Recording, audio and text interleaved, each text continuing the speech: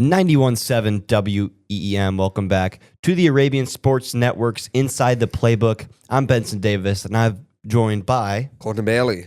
And today we've got I think, a very exciting episode for you guys today. So recently, there was the NFL draft. Me and Colton are going to talk through this, talk about some of the most exciting picks, what we think about them, and yeah, let's just get right into it. Colton, what was the number one pick this year?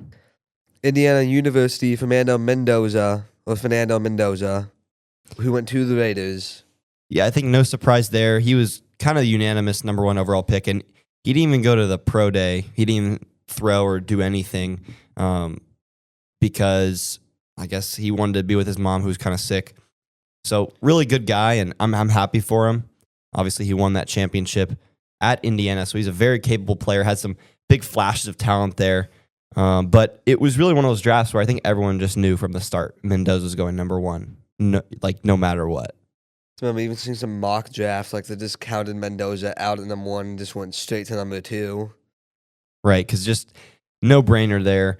And this is a team that Mendoza can hopefully kind of help rise up. They have not made the playoffs since 2021 to 22 season. And I think it's important, though, to realize that his career might start off a little rough being in a program like the Raiders, but we saw like a guy with like Sam Darnold, who was considered a bust, and then he ended up in Seattle where he won a Super Bowl this past year. So I think he might have some struggles, especially early in his career, just because of the system he's being put into. But I think given some time, I think Mendoza could be a real talent.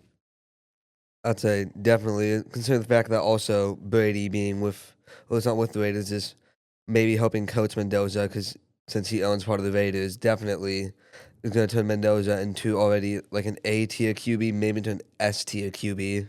Yeah. The next pick, Colton? David Bailey, who was Ed's guard who went to the Jets. Yeah, that one kind of surprised me. The Jets obviously struggling a lot this past season, especially on defense, so it does make sense.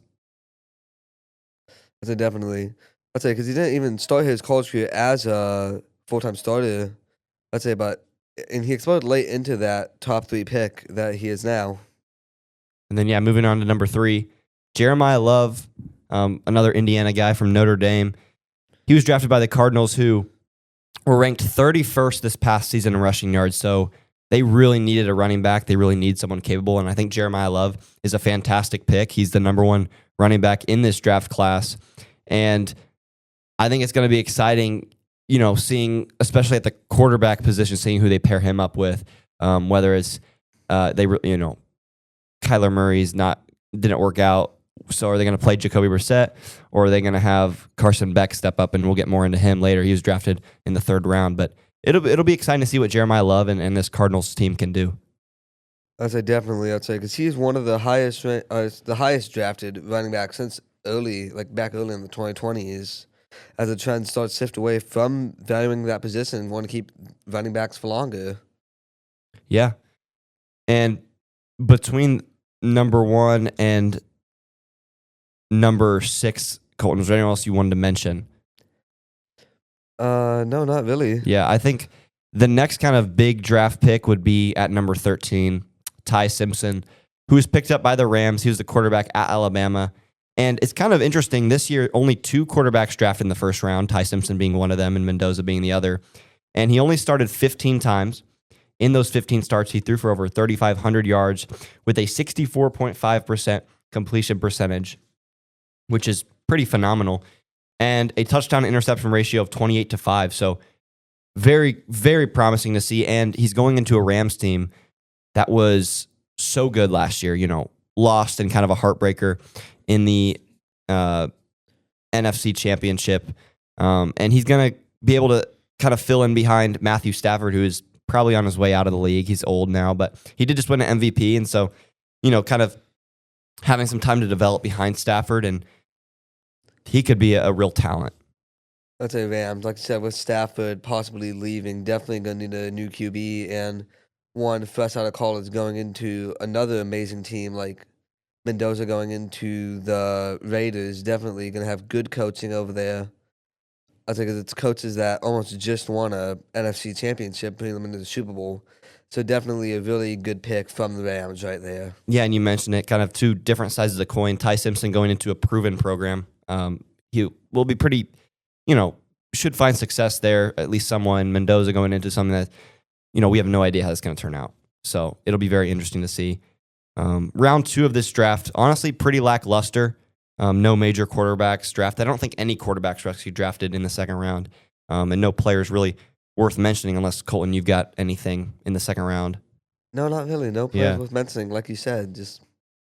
And then round 3, at the top of round 3, the number 1 pick, Carson Beck, who, of course, started his career at Georgia and was kind of, sitting the bench when they won those 2 championships back-to-back in 21 and 22, but transferred to Miami, where he led this Miami team to the college football playoff championship, where they took on Indiana, and they actually put up a really good fight. This Indiana team was making a tear. They, destroyed Oregon, destroyed Alabama, and then they go up against Miami, and it's a real defensive game. Of course, Mendoza, the number 1 overall pick, gets it done and wins the championship over Carson Beck and very much outperforms him. But yeah, led them to that national championship appearance, so he does well under pressure. And Matt Miller, a scouting pro, writes, because Beck was drafted to the Cardinals, Arizona has no quarterback of the future after releasing Kyler Murray and might be willing to play Beck immediately given the current contract situation with Jacoby Brissett. And so it'll be very interesting to see. I think the Cardinals might do it. They might just start Beck and see how it goes. It seems to be the trend with a lot of NFL teams. So it'll be very exciting to see how he plays. And of course, alongside, we mentioned him, Jeremiah Love. They've got 2 real studs on this roster. I'd say, like with Beck being QB, who this year, again, IU and Miami both making it to that college national. So those 2 teams definitely, both those QBs are gone, and both those QBs, again, same side of the same, 2 sides of the same coin again, Beck and Mendoza, both QBs that were both shown to work well under pressure. So definitely Cardinals getting another big name QB like that, at least not big name, but still a pretty well known name. They made it to the college championship finals. That's a huge achievement. Not a lot of QBs can say they did that. Yeah, absolutely. And I think part of the reason he might have been drafted so low, in my opinion, is just because of his age. And he had some struggles, but I think it's surprising that he went in the 3rd round. I thought would at least think late 1st round, maybe 2nd round, but at the top of the 3rd, that's very interesting to see. But yeah, those are kind of the 3 main quarterbacks in this draft. Of course, Mendoza, Simpson, and Beck. And I want to move on. We're going to go all the way down to pick number 257, where we have this year's Mr. Irrelevant. Do you know who it was, Colton? Don't know who it was, but I do remember who drafted the Broncos. That's correct. The Broncos actually got the last 2 picks, and with that last pick, they selected Red Murdoch from Buffalo. And what's interesting about him is, I had to fact check this because I was like, there's no way. He actually has the NCAA record for the most forced fumbles in his career was 17, and falls all the way to the last pick of the draft. Mainly, Scouts Inc. says that Murdoch will need to develop as a coverage player, lacking great change of direction movement skills. So he's got the talent and was able to play effectively in college, but it just seems like scouts don't really see his full potential. Yeah, they don't. Well, his athleticism might be holding him back, and I think that's probably why he fell to the Mr. Irrelevant spot. But I think he could have a pretty solid career. I think everyone in this draft could have pretty solid careers. Scouts chose them out of anyone else, so I feel like everyone inside this draft is going to have a good career, especially those top 1 picks, Mr. Irrelevant. Anyone drafted is going to have a good career. We don't know that, though. There's plenty of busts. So yeah. And moving on to this was kind of a big story. Diego Pavia, who was with Vanderbilt, who had a fantastic year, actually went undrafted, and seems like arrogance played a big role in that. We saw that similarly with Shedeur Sanders, just kind of running his mouth a little bit, thinking has more value than he does, and teams don't like that. And so he goes undrafted, but recently picked up a 3-year deal with the Ravens. He started his career actually at the JUCO level with New Mexico Military Institute before transferring to New Mexico State and then once again to Vanderbilt. So he does have some age, but sometimes that's good because he has a lot of experience, and it's just interesting that the Ravens picked him up. they have Lamar, and maybe part of it is just the injury struggles there, and maybe they just want someone they can rely on when it's not Tyler Huntley or Lamar. And I think he could end up being pretty solid. But yeah, going undrafted is not a good fate for many players, but he ends up getting this pretty solid 3-year deal. So good for him. Definitely. 3 years deal going undrafted. Again, even if, still going to play it out. Hopefully gets more deals because, I'm a Bucs fan, still a pretty big Baltimore Ravens fan because of other members of my family. So I'm hoping to see how that goes. Yeah, it'll be exciting. But that's all we've got on the draft reactions. Anything else you got, Colin? I think we about summed it up. Yeah, we summed it up pretty well.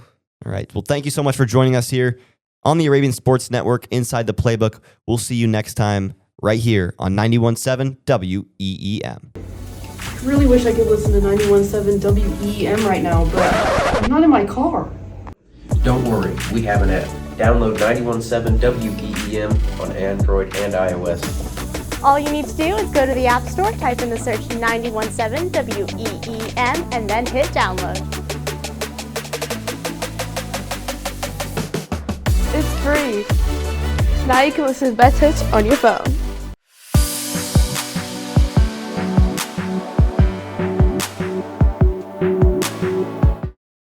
.7 WEEM, we welcome you here to the Arabian Sports Network inside the Playbook. I'm your host, Liam Davis. Joining along me is Benson Davis. And we are going to be talking about the playoffs here, specifically NBA playoffs, first round, and kind of into the second round here. Pretty eventful first round, Benson. We only saw one sweep this year, and that was between the Thunder and the Suns. Not really a close game in that one. No, and I mean, that's what you expect from a 1 seed, right? Yeah. I mean, you expect them to sweep, which is why kind of transitioning over to the other 1 seed matchup, Detroit going down 3-1 to the 8 seed Magic and then ending up coming back and winning was pretty crazy that a game 7 was between a 1 and 8 seed. Yeah, I think I've seen more 3-1 comebacks in one playoff series like this year because like the 76ers came back against the Celtics. Obviously, Pistons came back against the Magic.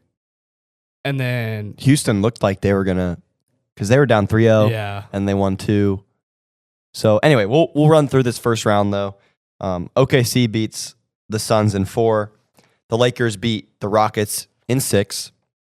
The most exciting matchup, I'd say, of the first round was Denver and Minnesota. Yeah. Minnesota wins in 6.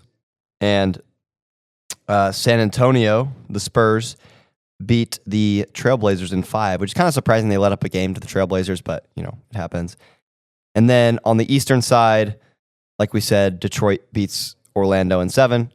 Cleveland beats Toronto in 7, which was another incredible matchup. Game 6 went to that was overtime. honestly the most even matchup Yes. ever in the NBA playoffs. Like, they had the same amount of points going into Game 7. It was crazy. It was so evenly matched up. The Knicks beat the Hawks in 6, which looked like it'd be a closer series than it did. I believe they were tied 2-2, and then the Knicks won the next 2. And then, like you mentioned, Philadelphia down 3-1 comes back and beats what I thought would be the favorites coming out of the East, the Celtics. So Yeah. kind of makes the East wide open. You've got Detroit versus Cleveland, the Knicks versus Philadelphia in the second round. Anything could happen. I mean, the way the Knicks have been playing, they honestly look like the team to beat right now. Because in their game against the Hawks in Game 6, at halftime, it was like a 60-point game or something. Right. And so I guess now it's time. We're into the second round. We've got 8 teams remaining. Only one game has been played. That was last night. There were 2 games. Excuse me. Thank you. 2 games played. New York beat the 76ers 137-98. New York playing really good offense, really good defense both sides of the ball. And then Minnesota taking down the Spurs 104-102. Very close one. Victor Wembanyama also, he's just a dog, honestly. Like double-digit blocks, I'm pretty sure, in one of the games this postseason. Forget if it was against it's probably against the Trailblazers. I forget what game it was. I remember seeing it that he had like 12 blocks in the game. But Anthony Edwards coming back to play against the Spurs, which Ayo Dosunmu is coming back also. So the Timberwolves are going to be even better than what they were against the Nuggets, and they won in 6. So, yeah, I mean, I think San Antonio's really good. They're really strong. I think they're a favorite. But they're just so young, right? These guys don't have a lot of experience. Minnesota has been in a lot of playoffs the past few years. Of course, they went to the conference finals and lost to the Nuggets back in 23. So I think Minnesota takes this one in 5 or 6, honestly. I think San Antonio is a very strong team. I just think Minnesota, they've got Ant back. I think Minnesota takes that series. And later on, we'll get more into it, but I think they might be the favorites to win the whole thing. Yeah, I'm looking at the stats now. Victor Wembanyama had a triple-double against Minnesota. 11 points, 15 rebounds, 12 blocks. Unbelievable. It's insane. 12 blocks by yourself, 14 blocks as a team, and the Timberwolves only had 5 blocks as a team. I mean, he could be, David Robinson, of course, one of the only players ever to get a quadruple-double. Yeah. I think Wemby could probably be the next one to do it. I mean, technically, on the stat sheet, he did have one. He had 13 defensive rebounds, but it only goes to total rebounds. But also, Spurs, not their night shooting. 10 for 36 from behind the arc. Victor Wembanyama, 0 for 8. De'Aaron Fox, 0 for 4. Not what you want to see out of your two of your superstars, especially Victor Wembanyama, who is known to shoot the lights out on any given day. But Liam, who do you have winning that series? Minnesota, I think San Antonio. I think I have Minnesota winning. I think Anthony Edwards coming off the bench, scoring 18, 8 for 13 from the field, 2 for 3 from 3. In his first game back after what he did to his knee in the first round. I think it's crazy how he's even playing still. And then, obviously, without Dante DiVincenzo, Ayo Dosunmu is going to come back, I think, game 2 or game 3. Yeah, I think he's coming back tomorrow is what the injury report said. So, yeah, I think we both have Minnesota advancing there. Moving on to the other game in the West, you got OKC versus the Lakers, which I think will be very interesting. Obviously, OKC, the defending champs, but the Lakers and LeBron playing this is a retro game for retro series for LeBron, really. Yeah. Obviously, they go up 2-0 or 3-0 now, and then they give up 2 to the Rockets, but then they come back, win by 20, only allow 78 points to the Rockets, too.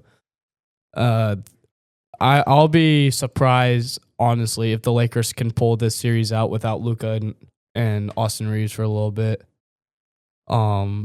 Yeah, I think OKC Rockets are. I mean, one of those teams I think was better on paper. Yeah, than they really were. Right. KD was out for a good amount of that, so I've probably got OKC, and I think OKC could probably sweep here. I don't think they will. I think it'll be 5-5, but I do think OKC will advance here. I honestly think Lakers will take at least 1 of 2 in Los Angeles. I think OKC takes the first 2 games.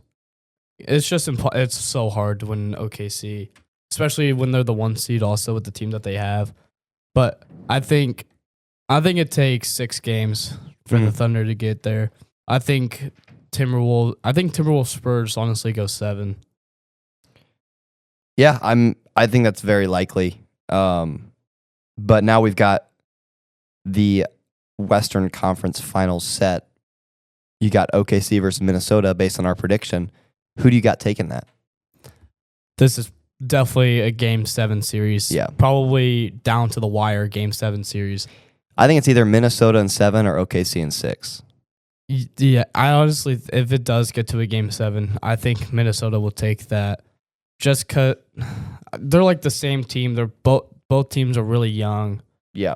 They don't have like anybody above like the age of 35 that's constantly playing.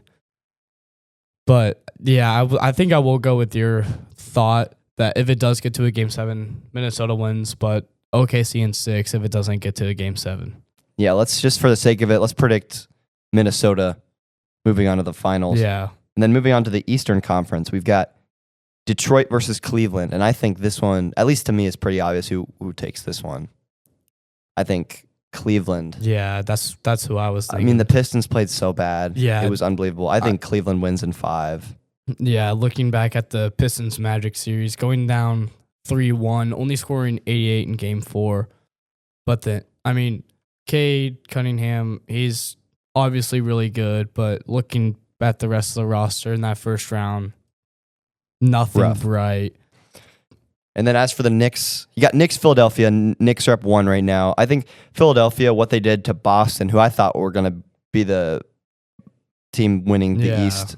I think Philadelphia has a chance here for sure, especially with how they played. But with Embiid just being like, oh man, like, Yeah, what- I think Philadelphia is just drained out. Yeah, I after think that I agree. first round. So I think the Knicks take it in 4 or 5. Honestly, I agree with you there. So now that Eastern Conference Finals, you got Cleveland versus the Knicks. This one actually is tougher than I thought. Who do you got, Liam? I mean, it all depends on what we see out of the Cavs in this Mhm. second round. But as of right now, with the way the Knicks have been scoring on offense, I think I'm going to take the Knicks in 6 games probably. I think I agree with you. I think Cleveland. I could see Cleveland winning. Yeah, but I could see Cleveland going on a run. But the way the Knicks have been scoring on offense, I mean, they just came off a 140-89 win against the Hawks. And then first Unbelievable. game in the second round, they won 137-98. Unbelievable. So that leaves us with our NBA Finals for 2026, as predicted by the Davis duo. You've got Minnesota versus the Knicks, and I think if this matchup were to happen, I think Anthony Edwards wins his first ring. Yes. I think Minnesota is a city of champions. I think the Knicks are good, but I would not be scared if I was the Timberwolves. Yeah. I think Minnesota wins in 5 or 6. Yeah, it would be fun to watch the Timberwolves play the Knicks, but it would also be fun watching Dante DiVincenzo going against his old team. But obviously, the injury that he just had, he won't be back for a very long time. I think it said April 1st Of next year, next year is when his estimated return is. But the Davis duo has the Minnesota Timberwolves winning the NBA Finals over the New York Knicks in 5 or 6? Let's say let's call it 6. Let's call it 6. 6. I think the Knicks could stand a chance. All right. Timberwolves take the NBA playoffs in 6, but we'll get you guys to other segments right here on the Ravens Horse Network inside the playbook. Thank you, underwriters. Thank you, underwriters. Thank you, underwriters. Thank you, underwriters. Thank you, underwriters. Thank you, underwriters. Thank you, underwriters. Thank you, underwriters. Thank you, underwriters. Thank you, underwriters. Thank you, underwriters. Thank you, underwriters. Thank you, underwriters. Thank you, underwriters. Thank you, underwriters. Thank you, underwriters. Thank you, underwriters. Thank you, underwriters. Thank you, underwriters.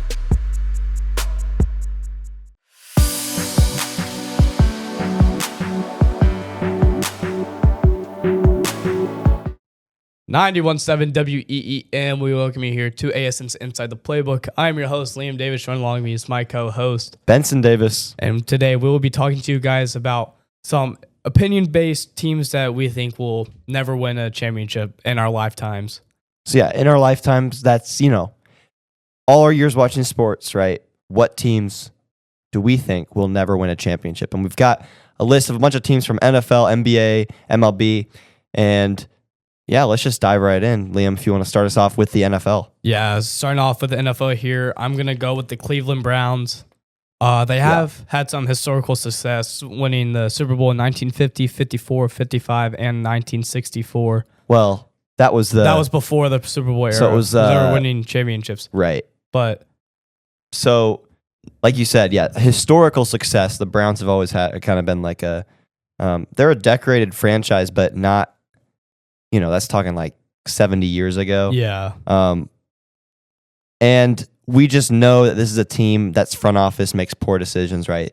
With the Deshaun Watson contract as of recently, $250 million guaranteed, and he's barely played anything. So these contracts are handing out, these people they're hiring. It's just not. It's not ideal, especially if you're a team trying to win a championship. And as we know, with some other teams we'll talk about later, they've started so many quarterbacks, right? So the quarterback is so important, and to win a championship, you need to have a guy. So just some names since 1999, these are multiple starters: Tim Couch, Brady Quinn, Johnny Manziel, who was that top draft pick that he would lead a team to 0-16 and then 1-15 the following year. Baker Mayfield, who led them to their first playoff appearance and win in I forget how long, but it was a big deal. And then they decided to trade him away after one bad season. And then, of course, I mentioned Deshaun Watson. So these are expensive acquisitions that they're just kind of moving on from way too quickly. Yeah, and obviously coaching's a huge thing also in the NFL. Hugh Jackson coached for the Cleveland Browns. He went the historical 1-31 over his 2-year span. Freddie Kitchens, he lasted 1 year after that. It's just been historically just not rough. a good run for the Browns, and it's not looking like they're gonna get any better. The time being, anytime soon. Yeah. And for the next team, I think that immediately pops to mind alongside the Browns is the New York Jets. The last time they won a Super Bowl was all the way back in Super Bowl III, where they actually defeated the Baltimore Colts in one of the biggest upsets in Super Bowl history. That was behind Joe Namath, who is a kind of a New York legend. But since then, no Super Bowl appearances, and just rebuild after rebuild after rebuild. It seems like they're trapped in this permanent kind of, they'll sign someone big and then just collapse. Of course, we see recent quarterback failures with Aaron Rodgers, and then you had Zach Wilson before that, and then even before that, Sam Darnold, who then got out of New York, ends up winning a Super Bowl this year with the Seahawks. So, man, that just tells you something about an organization when someone you consider a bust goes on to win a Super Bowl at another franchise. yeah, and just the way that the Jets were Zach Wilson coming out of college at BYU, that he was really good, top 15 draft pick, and then just I thought it was Yale. Was it BYU? I thought it was BYU. Anyway, it doesn't matter, but it's one of those. Too. Yeah. But he just had nothing going for him in the NFL. And it's Sam Darnold. I always thought, he'd be a good quarterback, but the Jets just no O-line, no receivers to throw to. And then he gets out of there and has back-to-back 14-win seasons, and one of them's a Super Bowl champion. But they also have one of the longest conference championship droughts in all of the NFL. It's just, I feel like the Jets, that with the draft picks that they got this year, could be a pretty good uprise. But with the way they've developed players in the past, it's just. They didn't have a single defensive turnover last season. Yeah, not the one. last 2 years, I'm pretty sure. Wow. No, it was they just didn't have a single interception last year. Just unbelievable. Yeah. But moving on to a team that some consider to be the worst NFL team ever in terms of historical wins and accomplishments. You've got the Arizona Cardinals. They're one of the NFL's oldest franchises. They only have one Super Bowl appearance in 2008, which a lot of teams, some teams don't have, but you look at the amount of division wins, conference wins the Cardinals have, it's atrocious. That 2008 team had Kurt Warner and Larry Fitzgerald, but would still lose to the Steelers in a kind of heartbreaking fashion. But inconsistent drafting, injuries, roster turnover. You saw guys like Kyler Murray, who's they've already released, and now they've drafted, who's the guy from Miami, Liam? Oh my God. What's his name? Oh my. They just drafted him. He came from Georgia. Top of the third round. Carson Beck. Thank you. Yeah, Carson Beck. They got the Notre Dame running back. Jeremiah Love. So they could be decent, but in terms of historical, this is a team that I just don't think will win a championship in our lifetime, just because I feel like they're kind of cursed to never win. And these other two teams, their issues stem more from front office issues and quarterback issues, but I think the Cardinals just won't win because I just can't envision it. Yeah. So, and now we're going to kind of move over to the NBA now. First team that obviously comes to mind is the Charlotte Hornets. Pretty young franchise, never reached the NBA Finals. They've only won a couple series in the playoffs in franchise history. Kind of like with the Jets, it's just rebuild after rebuild and mediocrity after mediocrity. But with LaMelo Ball, they could go far, but I don't think LaMelo Ball is a championship style player. No, and putting him alongside Con Kneppel, who is on track, he just broke the rookie record for most 3-pointers. He could end up with probably top 5 all-time 3-pointers, but it's a little early to say that. But yeah, LaMelo Ball is not a guy that can win a championship. He's not a, he's a great player, but he's not the core of a championship caliber team. He's not the guy you want to be leading your team. And it just seems like he's the direction they're headed with. And I'm just, they're a 9th seed this year. Mm-hmm. Didn't make the playoffs. But you saw Michael Jordan, great player, terrible owner sort of thing. He kind of screwed their future a little bit. They've had some good players. They had, I guess if you consider, Chris Paul was on them. Well, they're the New Orleans Hornets. I don't think they're the same franchise. Anyway, they've had talent come in. They just can't get it done. I don't see the Hornets winning a championship in our lifetime. Yeah, we're going to have to talk about these next couple teams pretty quick because we kind of did go a little bit long with the NFL. But we're still going to kind of break down why we think it, just like not as into depth. But next team here is going to be the Los Angeles Clippers. Not a good, historically good franchise. No, and they've had all the talent in the world. Yeah, especially with the Lob City, with Chris Paul, Blake Jordan, DeAndre Jordan, and now they have Kawhi Leonard, Paul George era come through, and they just, Kawhi Leonard, Paul George getting kind of old, but it's just they haven't done anything with them. And with the Lob City, they looked like they were promising for a little bit there, but they just didn't do anything with it. And now, we want to move on to the MLB now.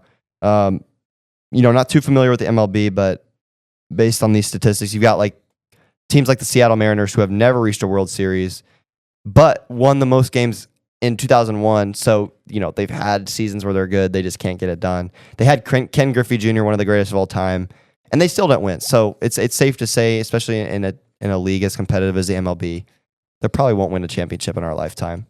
Yeah, and also another team that comes to mind is the Pittsburgh Pirates. They have Paul Skeens, and they just picked up Connor Griffin, brought him up to the major leagues. He's been looked promising, but it's just him, Paul Skeens, Seth Hernandez. Very young. Maybe in the future we could see some deep playoff runs. And then another MLB teams, obviously the Colorado Rockies. Plagued by... They have nothing issues. going over there at Colorado. That good stadium, good altitude, no power in their lineup at all. It's not looking good for the Rockies. But now, one final sport here. We're going to talk about hockey for the little bit of remaining time we have. Me and Benson obviously not that huge in the hockey, but first we have the Toronto Maple Leafs. Historically, they have 13 Stanley Cups, and they haven't won one since 1967. So it's kind of like the same sort of thing with like the Browns. They win a lot historically, but as of recent, like the game has changed a lot, and so it's just, and with how the NHL is growing, it's just going to be so much harder to win a championship. Yeah, and sorry we couldn't talk about any more of these NHL teams, but that will be all the time that we have for you guys. Thank you for joining me and Vincent talking about teams that we think will never win a Super Bowl in our lifetime. You are listening to the ASN'S Inside the Playbook.